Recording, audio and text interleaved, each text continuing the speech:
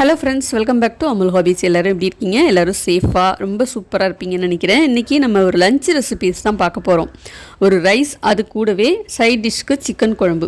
இந்த rice matar rice தான் நான் இன்றைக்கி பண்ண போகிறேன். லஞ்ச் பாக்ஸ்க்குலாம் ரொம்ப ரொம்ப சூட்டபுளாக இருக்கும். ரொம்ப குயிக்காகவும் செஞ்சிடலாம். ஒரு தடவை நீங்கள் இந்த மாதிரி ட்ரை பண்ணி பாருங்கள். இப்போ இந்த ரெசிபீஸ்லாம் பார்க்கறதுக்கு முன்னாடி சேனலை யாரும் சப்ஸ்கிரைப் பண்ணலைன்னா சப்ஸ்கிரைப் பண்ணிக்கோங்க. நிறைய பேர் வீடியோஸ் சப்ஸ்கிரைப் பண்ணாமல் பார்த்துட்ருக்கீங்க. சப்ஸ்கிரைப் பண்ணிவிட்டு பாருங்கள். ஓகே, ரெசிபீஸ் பார்க்கலாமா? இன்ஸ்டாகிராம் ஐடியும் கொடுத்துருக்கேன். இதே மாதிரி நீங்கள் ஷார்ட்ஸ் பார்ப்பீங்கன்னா ஐடியை ஃபாலோ பண்ணிக்கோங்க.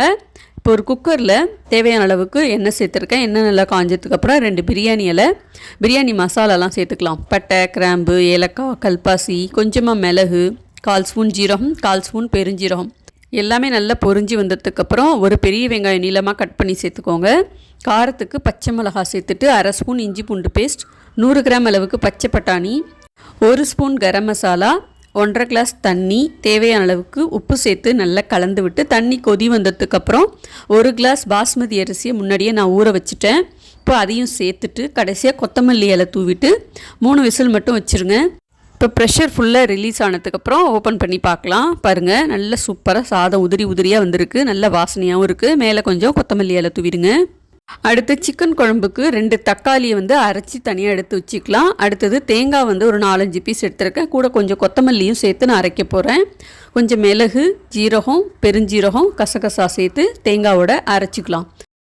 தக்காளி தனியாக அரைச்சி எடுத்துகிட்டு அடுத்தது தேங்காய் அரைச்சிக்கலாம். தேங்காய் கூடவே நீங்கள் புதினா சேர்க்கலாம், முந்திரி சேர்க்கலாம். உங்களுடைய சாய்ஸுக்கு தகுந்த மாதிரி நீங்கள் சேர்த்துக்கலாம். 1/2 கிலோ அளவுக்கு சிக்கன் நல்லா கழுவிட்டு மஞ்சத்தூள் சேர்த்து நல்லா சுத்தம் பண்ணி ரெடியாக எடுத்து வச்சுருக்கேன். இப்போ நம்ம இந்த குக்கரில் மட்டர் புலாவ் செஞ்சுருக்கோம். அதை பச்சை பட்டாணி புலாவ் செஞ்சுருக்கோம் இல்லையா? இதை தனியாக நம்ம வேறு ஒரு பாத்திரத்தில் எடுத்து வச்சுட்டு இதே குக்கரில் தான் சிக்கன் குழம்பு நான் செய்ய போகிறேன்.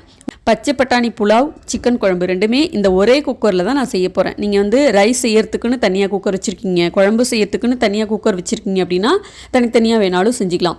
ஒரே பாத்திரத்தில் ஈஸியாக வேலையை முடிச்சிடலாம். அப்படிங்கிறதுனால தான் நான் இதே குக்கரில் செய்ய போகிறேன். இப்போ இந்த புலாவை ஹாட் பாக்ஸில் தனியாக எடுத்து வச்சுட்டு அதே குக்கர்லேயே தேவையான அளவுக்கு எண்ணெய் தாளிக்கிறதுக்கு சூடு பண்ணியிருக்கேன். நம்ம புலாவில் என்னென்ன மசாலாலாம் போட்டோம், பிரியாணி மசாலாலாம் போட்டோம் இல்லையா? பிரியாணி இலை, பட்டை, கிராம்பு, ஏலக்காய், கல்பாசி இதெல்லாம் கொஞ்சம் கொஞ்சம் சேர்த்துக்கோங்க. 2 வெங்காயம் சும்மா ரஃப்பாக கட் பண்ணி சேர்த்துட்டு காரத்துக்கு பச்சை மிளகாய் சேர்த்து வதக்கி விட்டுக்கோங்க. ரொம்ப நேரம் வதக்கணுங்கிறதுலாம் அவசியம் கிடையாது. இப்போ 2 தக்காளி அரைச்சி வச்சுருக்கோம் இல்லையா? அதையும் சேர்த்து கலந்துட்டு சிக்கன் சேர்த்துக்கோங்க. கூடவே இஞ்சி பூண்டு பேஸ்ட்டும் சேர்த்துக்கோங்க. கொஞ்சமாக மஞ்சத்தூள், கொஞ்சம் தேவையான அளவுக்கு உப்பு சேர்த்து நல்லா கலந்து விட்டுக்கோங்க. சிக்கன் சேர்த்த உடனே உப்பு சேர்த்திங்கன்னா அந்த சிக்கனில் நல்லா உப்பு இறங்கி டேஸ்ட்டாக இருக்கும். சிக்கன் சீக்கிரமாகவே வெந்துடும். நம்ம வதக்க அதோட கலர் கொஞ்சம் கொஞ்சமாக லேசாக ஒயிட்டாக மாற ஆரம்பிக்குது பாருங்கள். அது வரைக்கும் நீங்கள் வதக்கி விட்டாலே போதும். இப்போ இதில் மசாலா நான் குழம்பு மிளகாய்த்தூள் 2 ஸ்பூன் சேர்த்துருக்கேன். கொஞ்சமாக சிக்கன் மசாலா சேர்த்துருக்கேன். இது உங்கள் டேஸ்ட்டுக்கு தகுந்த மாதிரி நீங்கள் மசாலாலாம் சேர்த்துக்கோங்க.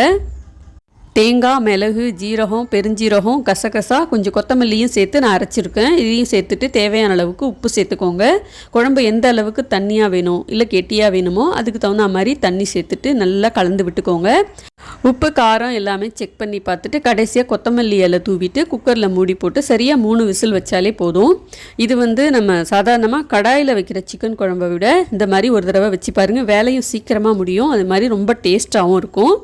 இப்போ குக்கரில் ஃபுல்லாக ப்ரெஷர் ரிலீஸ் ஆனதுக்கப்புறம் நம்ம திறந்து பார்க்கலாம். திறந்த உடனே நல்ல வாசனை கமகமன்னு இருக்குது. கடைசியாக மறுபடியும் கொஞ்சம் கொத்தமல்லி இலை தூவிட்டு இது நீங்கள் இட்லி, தோசை, சப்பாத்தி, நான், பரோட்டா, சாதம்னு எல்லாத்துக்கும் வச்சு சாப்பிட்லாம். ரொம்ப சுலபமாக ஈஸியாக செய்யக்கூடிய இந்த சிக்கன் குழம்பையும் மட்டர் புலாவையும் நீங்கள் ஒரு தடவை இந்த மாதிரி செஞ்சு பாருங்கள். காலை நேரத்துலையாக இருந்தாலும் சரி இல்லை மதிய நேரத்துலையாக இருந்தாலும் சரி டக்குன்னு ஈஸியாக செய்யக்கூடிய இந்த ரெசிபீஸை நீங்கள் ஒரு தடவை ட்ரை பண்ணி பாருங்கள். லஞ்சுக்கு இது சூடாக சாப்பிடவும் ரொம்ப ரொம்ப நல்லாயிருக்கும். டக்குன்னு ஈஸியாக செய்யக்கூடிய இந்த பச்சை பட்டாணி புலாவ், சிக்கன் குழம்பு உங்கள் எல்லாருக்கும் ரொம்ப பிடிச்சிருக்கும்னு நம்புகிறேன். பிடிச்சிருந்தா மறக்காமல் ஒரு தடவை ட்ரை பண்ணி பாருங்கள். அப்படியே வீடியோ பிடிச்சிருந்தா லைக், ஷேர், கமெண்ட் பண்ணிவிட்டு சேனலையும் சப்ஸ்கிரைப் பண்ணிக்கோங்க. இன்ஸ்டாகிராம் ஐடி கொடுத்துருக்கேன், மறக்காமல் ஃபாலோ பண்ணிக்கோங்க. அடுத்து வேறு ஒரு வீடியோவில் பார்க்கலாம். பாய்.